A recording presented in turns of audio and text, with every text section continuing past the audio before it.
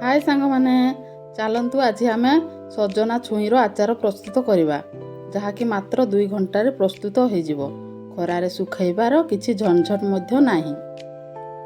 सजना छुई देखिपे मु छुई को यहीपरि भाव छोट छोट भाव में काटी नहीं।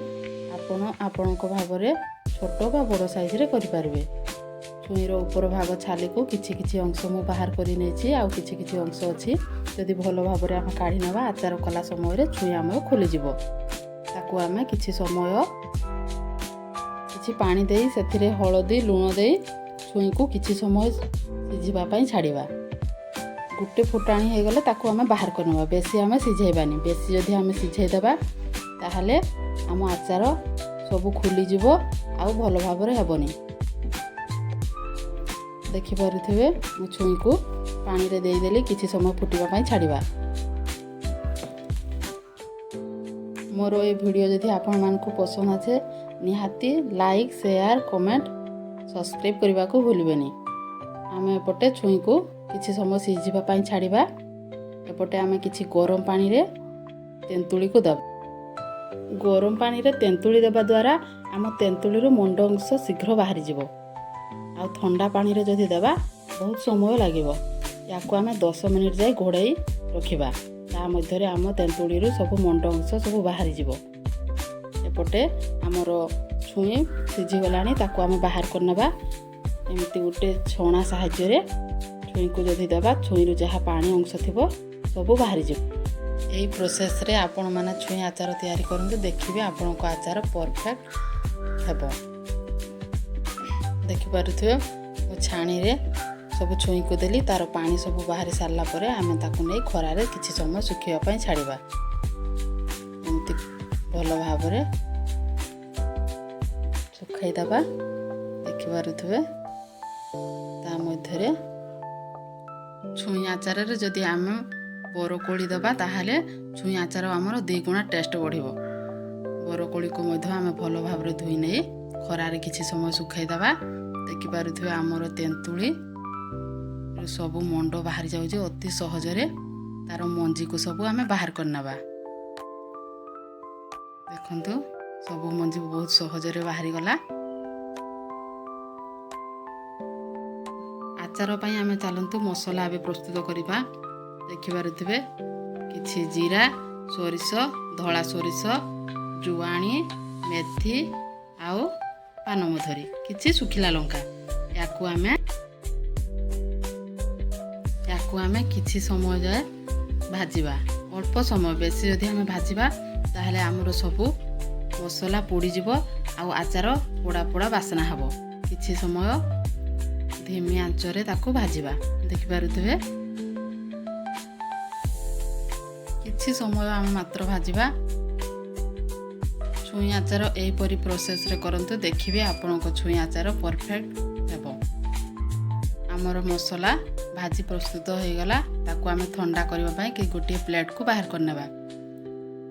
एपटे आमर मसला ठंडा हबा मध्यरे आमे कड़ाई रे किछि सोरिष तेल दबा। खरारे सुखाइथबा आमर छुई को सेथिरे दबा। तेल रे भाजीबा द्वारा आमर छुई रे जहा एक्स्ट्रा पानी थिबो नहले पानी जदि आम छुई रे रहिबो आमर छुई आचार बहुत दिन जाए लास्टिंग करिवोनी शीघ्र खराब हो जिवो। आमे खरारे सुखाइथबा बरकोली को छुई रे मध्य देबा। याकू आमे किछि समय जाए भाजिबा जे पर्यंत आम छुई रु तार पानी अंश सब बाहरी।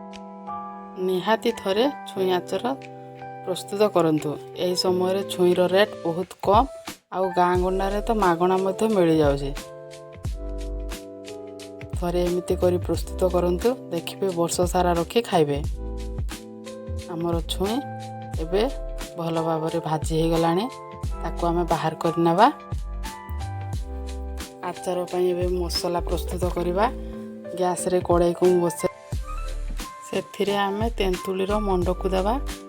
भल भाव रे ताकू फुटिबा पई छाड़िबा। मने रखंतु 1 किलो छुई पई आधा किलो गुड़ आवश्यक हबो। मु गत वर्षर तेंतुली नहीं। आपण चाहिए ए वर्षर तेंतुली मध्य नहीं पारिबे। मो पाखरे ए वर्षर तेंतुली नथिला बोली मु गत वर्षर तेंतुली नहीं। ଏବେ ଆମେ ଗୁଡ଼କୁ ତେନ୍ତୁଳି ମଣ୍ଡରେ ପକାଇବା। ତେନ୍ତୁଳି ମଣ୍ଡ ଆଉ ଗୁଡ଼ ଭଲ ଭାବରେ ମିଶିବା ପାଇଁ ଛାଡ଼ିବା। ସ୍ୱାଦ ଅନୁଯାୟୀ ଲୁଣ ଦେବେ। ମନେ ରଖିବେ ଆମେ ଛୁଇଁ ସିଝାଇଲା ବେଳେ ସେଥିରେ ଅଳ୍ପ କିଛି ଲୁଣ ଦେଇଥିଲେ, ସେହି ହିସାବରେ ଦେଖି ଲୁଣ ଦେବେ।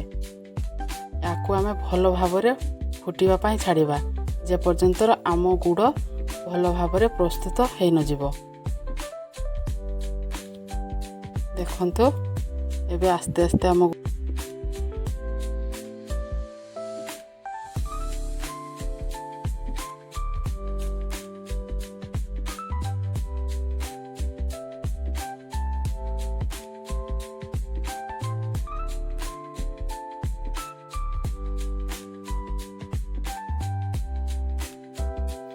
ତେଲକୁ ଆମେ ଭଲ ଭାବରେ ଗୁଡ଼ ଆଉ ତେନ୍ତୁଳି ମଣ୍ଡ ସହିତ ମିଶାଇବା।